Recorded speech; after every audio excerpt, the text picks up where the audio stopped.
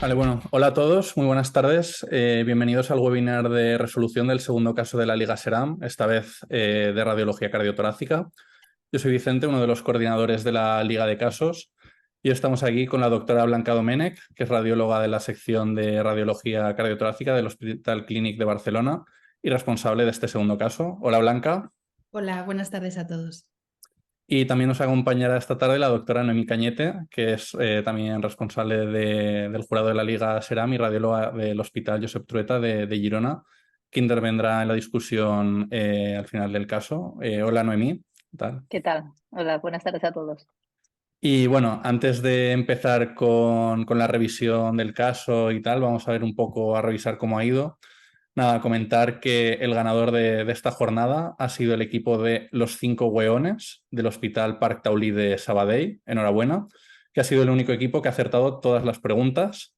Y nada, que sepáis pues, que habéis ganado un curso de la plataforma de formación SERAM. Os tenéis que poner en comunicación con el correo de formación de la SERAM y ya allí os darán las indicaciones de cómo hacer los trámites y demás. Tras esta jornada, la clasificación queda encabezada por los fuera de fase, equipo del Hospital Puerta de Hierro de Majadahonda, con una diferencia de tan solo 0,25 puntos respecto al segundo clasificado, que serían los 5 hueones. La clasificación se actualizará una vez terminado el webinar. Y nada, comentar que bueno, la pregunta 4 tan solo ha tenido un 30% de aciertos y que seguro que después de la explicación que nos va a dar la doctora Domènech quedará mucho más claro. Esto es todo por nuestra parte, así que nada, vamos ya con la discusión del caso. Recordad que podéis hacer preguntas en el chat y que las revisaremos al final. Así que nada, Blanca, cuando quieras, todo tuyo. Perfecto, muchas gracias, Vicente.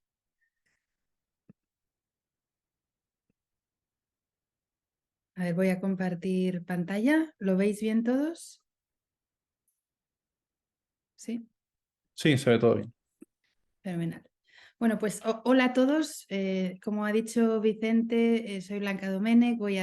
Yo preparé este caso, ¿no? Y entonces en este webinar vamos a tratar de repasar la patología quística pulmonar y ver cómo han ido, ¿no? las respuestas y aclarar las dudas que tengáis. Empezamos con el caso. Como recordaréis, se trata de una señora de 61 años y la información que nos dan es que es exfumadora, 40 paquetes año desde hacía 10 años y refiere disnea, ¿no? Como empleo es empresaria. Y en cuanto a antecedentes patológicos, tenemos fiebre reumática de joven con una estenosis mitral leve secundaria, enfisema pulmonar, que aparentemente esa sería la causa de la disnea de la paciente, y sequedad en ojos. Y nos explica la paciente que utiliza colirios desde hace un tiempo. Actualmente, esta paciente acude a nuestro hospital para pedir una segunda opinión sobre este enfisema debido a que la disnea lleva tiempo con ella, ¿no? Y nos remite. Los neumólogos piden un nuevo TAC torácico y aquí entramos nosotros, ¿no? Los radiólogos. Entonces, en primer lugar, os dimos, ¿no? el TAC del año 2010. Este es un TAC que es de un centro externo, es el TAC con el que se diagnosticó enfisema y vamos a verlo un poco a más aumento, ¿no? Diferentes cortes axiales del pulmón. Entonces, como veis, este es un TAC que es de cortes algo gruesos, porque es un TAC de hace años, pero ¿qué podemos ver en él? Pues bueno, en primer lugar, fijaros, empezamos por la primera imagen, lóbulos superiores, los vemos bastante respetados, ¿verdad? Si vamos bajando, incluso aquí a nivel de segmento anterior del culmen, língula, no vemos grandes lesiones, aparte de esta pequeña de aquí en la región más subpleural. Y ya si vamos bajando a nivel de las bases, nos llama la atención estas lesiones que estoy señalando, ¿no? Sobre todo a nivel paramediastínico en el segmento medial del lóbulo medio, que son lesiones que ahora vamos a ver más ampliadas, ¿no? Pero que parecen quísticas, ¿no? Son al final lesiones hiperclaras con algo de pared que bueno, vamos a ver ahora, ¿no?, en la siguiente diapositiva, pero fijaros, también en el segmento basal anterior del lóbulo inferior izquierdo y yuxtacisural vemos también unas lesiones algo abigarradas, ¿verdad?, también hiperclaras y con algo de pared. Vamos a ampliar, ¿no? Esta imagen que estábamos viendo más ampliada, que confirmamos pues estas lesiones hiperclaras, ¿no?, con aire en su interior. Vemos una pared relativamente engrosada, sobre todo esta imagen que os estoy enseñando, ¿no? Y estas imágenes, pues vemos otra aquí a nivel subpleural, a nivel del segmento inferior de la língula y también en el segmento, como ya he dicho, basal anterior del lóbulo inferior izquierdo. Bien, este es el TAC que teníamos del año 2010. No os lo dimos, pero también teníamos un TAC del 2016. ¿Qué veíamos en el TAC del 2016? Pues fijaros, básicamente una progresión de estas lesiones aquí en el lóbulo medio. Y el TAC que sí que os dimos fue el TAC del 2019, el TAC que realizamos en nuestro hospital. Vamos a ver este TAC del 2019. Como veis, tenemos un TACAR, ¿sí? Tenemos un TACAR donde, perdón, exacto, aquí. Vemos también un poco los mismos cortes, ¿no?, que en el TAC del 2010. ¿Y qué podemos ver? Pues bueno, efectivamente, seguimos confirmando que los lóbulos superiores no tienen afectación o muy poquita, ¿no? Vemos unos leves engrosamientos parietales bronquiales, pero poca cosa más. Y efectivamente, cuando vamos bajando a nivel sobre todo de las bases, aparecen estas lesiones que ya habíamos visto en el TAC del 2010, que claramente han aumentado, ¿verdad? Siguen siendo esas lesiones hiperclaras, con paredes algo engrosadas y fijaros, han aumentado muchísimo de tamaño, ¿no? Tanto aquí en el lóbulo medio donde es lo más evidente, pero también en lóbulo inferior izquierdo, en língula, también aquí en el segmento posterobasal, en fin, en las dos bases pulmonares. Si ampliamos las imágenes, pues fijémonos aquí en el lóbulo medio, nos tiene que llamar la atención lesiones quísticas con estas paredes engrosadas. Fijaros, es interesante ver que aquí hay un engrosamiento de partes blandas que tiene que llamarnos mucho la atención, ¿no? No es una pared normal, es una pared que es algo irregular y que está mucho más engrosada que en el TAC que os habíamos dado del 2010. En el lado izquierdo, ¿no?, en el lóbulo inferior izquierdo, vemos lo mismo, estas lesiones abigarradas con paredes. ¿Y qué llama la atención aquí? Fijaros, no hay engrosamiento de la pared tan digamos, lineal como en el lóbulo medio, pero fijaros, llaman la atención la presencia de nódulos, de imágenes nodulares adyacentes a las paredes, ¿sí? Esto nos tiene que llamar mucho la atención. ¿De acuerdo? Entonces, una vez hemos repasado el caso, hemos repasado los dos TACs que os habíamos dado del 2010 y del 2019, vamos a la primera pregunta. Primera pregunta nos decía, según la evolución de los hallazgos entre el TAC del 10 y del 19, se confirma la presencia de enfisema pulmonar, quistes pulmonares, bronquiectasias o neumatoceles. A ver, la mayoría de vosotros habéis acertado, ¿no? La principal duda aquí podía estar entre enfisema y quistes, ahora lo repasaremos. Bronquiectasias prácticamente no tiene el paciente y los neumatoceles son espacios con gas, con aire, normalmente aparecen tras procesos infecciosos o traumáticos, por tanto no es el caso que nos ocupa. En cuanto a enfisema y quistes, pues bueno, vale la pena repasar un poco la diferencia entre ellos, pero es relativamente fácil. Fijaros, los enfisemas, las áreas de enfisema, perdón, son áreas hiperclaras que no tienen pared. Fijaros, nunca van a tener pared y se ven estructuras centrolobulillares en su interior. Esta no es la mejor imagen, pero uno, si os fijáis, cuando ve un enfisema, se amplía. Dentro podemos ver las estructuras centrolobulillares. Y eso no sucede en los quistes. En los quistes, como veis, en su interior nunca vamos a ver las estructuras centrolobulillares porque es la destrucción del parénquima y vamos a ver una pared que será delgada.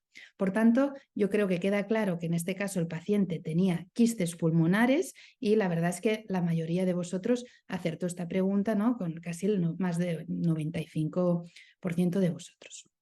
En cuanto a la siguiente pregunta, ¿cuál de las siguientes es cierta? A, práctica estabilidad entre la exploración del 2010 y del 19. Yo creo que ya hemos visto que no. Pero bueno, ¿no? Es una de las opciones. Distribución bilateral difusa. También ya queda bastante descartada, ¿no? Si existen nódulos pulmonares o si existen impactaciones mucosas endobronquiales bilaterales. Veamos las imágenes. Aquí un breve resumen, ¿no?, de las imágenes más significativas del 2010 y el 2019. ¿Y qué vemos? Confirmamos la presencia de quistes redondos, sobre todo vemos que son redondos en el TAC inicial, ¿no? Después ya son lesiones más abigarradas. Confirmamos la presencia de nódulos, que es lo que hemos comentado antes, sobre todo se veían en el TAC del 2019.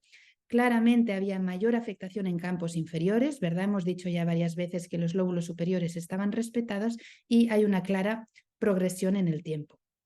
Por tanto, la respuesta cierta es: existen nódulos pulmonares, y la verdad es que otra vez la mayoría de vosotros aciertan en eso, ¿no? Aquí cuando decíamos distribución bilateral difusa, la verdad es que si uno se fija, pues en los lóbulos superiores prácticamente no hay afectación.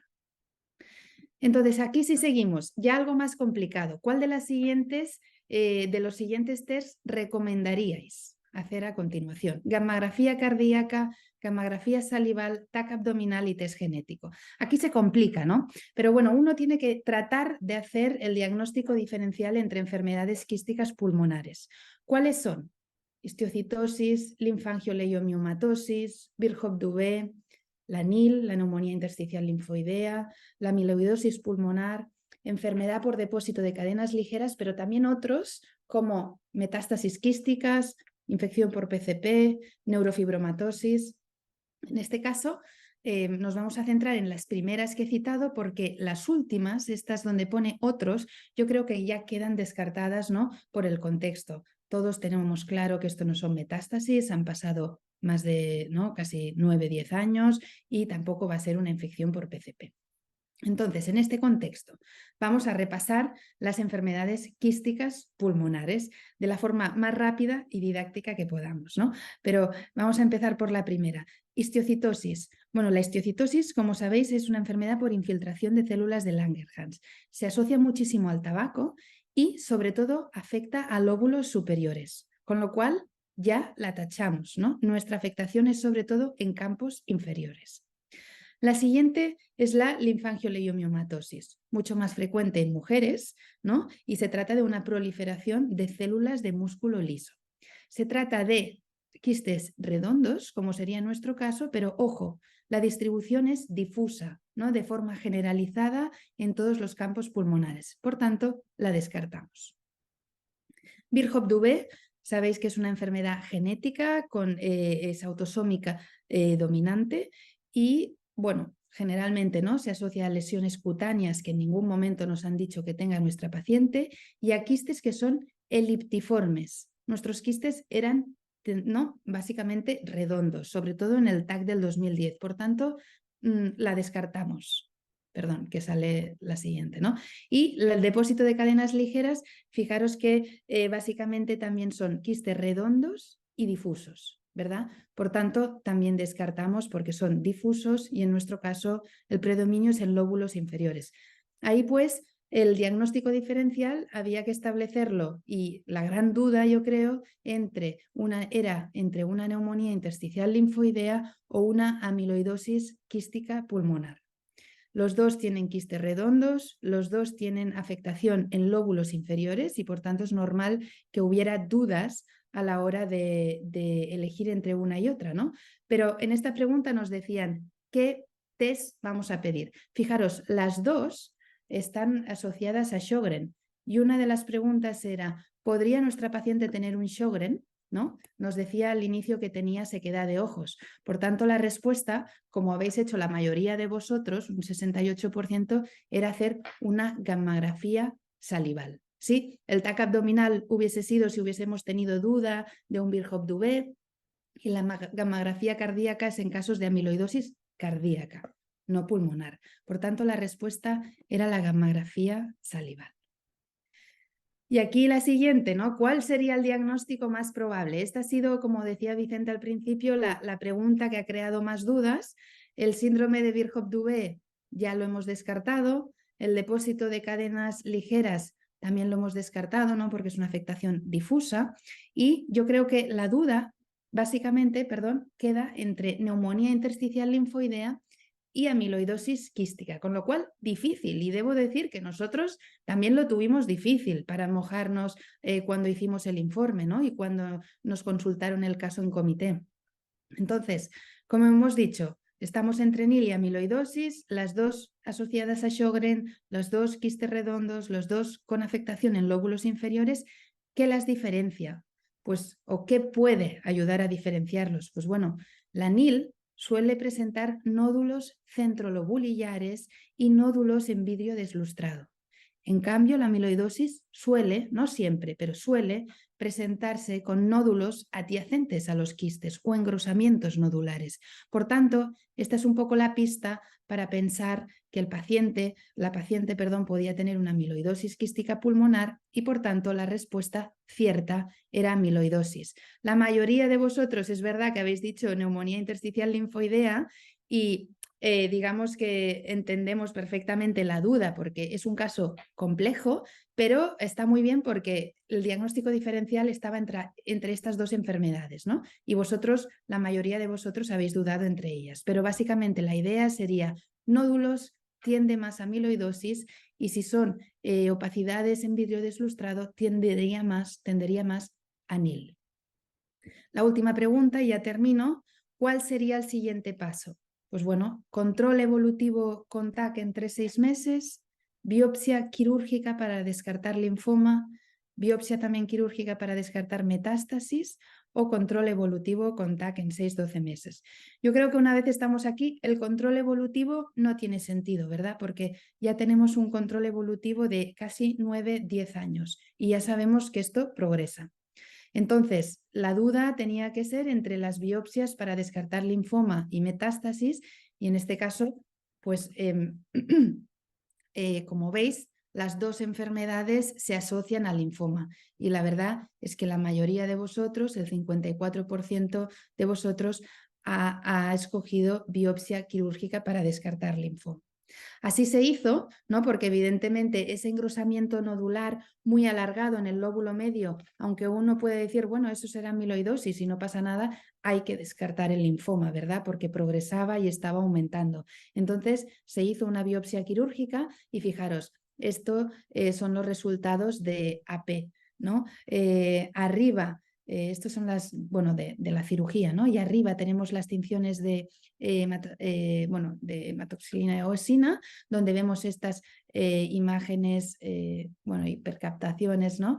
Que según los de AP, pues son típicas de amiloidosis, pero fijaros, lo más interesante es esta imagen de aquí abajo a la izquierda, que es la tinción de rojo Congo, que fijaros que claramente no se tiñe, es todo rojo, y esta es la de verde manzana, es la misma tinción de rojo Congo, pero con la hiperrefrigencia. Y esta es la verde manzana, pues que claramente todo brilla, ¿verdad? Entonces, con estas imágenes se confirmó que se trataba de una amiloidosis, que el paciente no tenía linfoma, y bueno, pues hasta aquí el caso. Enhorabuena a todos los que lo habéis acertado, porque era un caso complejo. Y bueno, cedo la voz, ¿no? a Vicente por si hay preguntas, que estaré encantada de tratar de resolver. Bueno, muchas gracias Blanca por la excelente presentación. La verdad que un caso muy bonito, muy difícil, en el que pues entra en juego el diagnóstico diferencial entre las diferentes enfermedades quísticas pulmonares. Qué bueno que has ilustrado de una forma muy, muy didáctica. De momento no hay preguntas en el chat, así que cedo la palabra a Noemí, a ver si tiene algún comentario. Noemí.